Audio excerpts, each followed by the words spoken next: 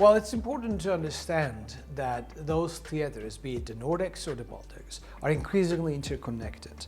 The major Nordic powers, Sweden, Finland, Denmark, are also Baltic powers. And now the fact that Sweden soon enough, but also Finland right now, in NATO, we're looking at a theater that is actually connected much more than it used to be. So we need to think about not only the Nordic-Baltic connections and how the security in both of those regions are need to be concerned in the same way, but we also need to think about the Arctic as a part of this strategic vision. The common threat is Russia.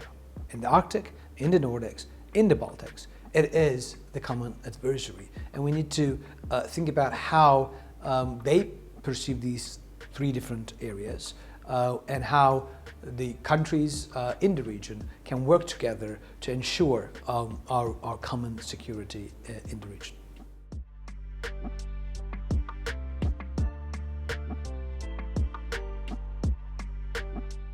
Canada, as you know, since 2017 is the framework nation for the Enhanced Forward Presence battle group in Latvia. Recently, there was an announcement right before the Vilnius NATO summit in July that Canada committed to bring it up to a brigade level alongside with the other EFP framework nations in the region, which means in the case of Canada, Canada promised to bring up to 2,200 personnel by 2026.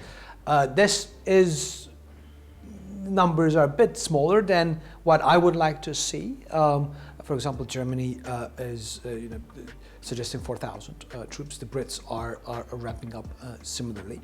Of course, Americans have a larger presence in Poland. So in that sense, Canada and Canadian presence is smaller compared to others. But I think it's very important. It's important for two levels.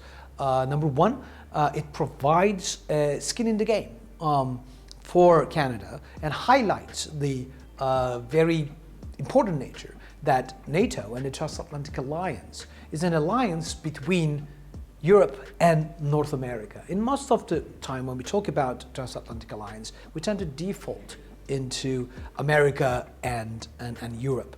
But it is important to remember that it's a North America and Europe, and Canada is also is part of this particular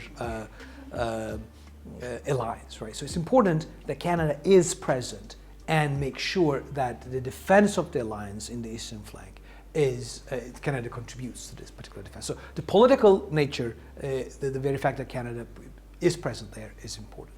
And we are doing a good job. It's the largest of the Canadian foreign missions abroad. Currently over 1,000 personnel will, like I said, will go up to 2,200 eventually. What I would like to see to emphasize for both the Baltic security, but also more broadly the eastern flank security for NATO, is for Canada to make that presence permanent rather than rotational forces or persistent presence. So that would be, I think, number one of my wish list. The second one is, of course, provide our troops there with the necessary enablers and the capabilities to be able to operate together. Now, it's also important to highlight that it is a success story. The 11 countries, NATO members, are working together in the EFP mission that is led by Canada and Latvia. It is also important for interoperability reasons and how alliance could work together going forward.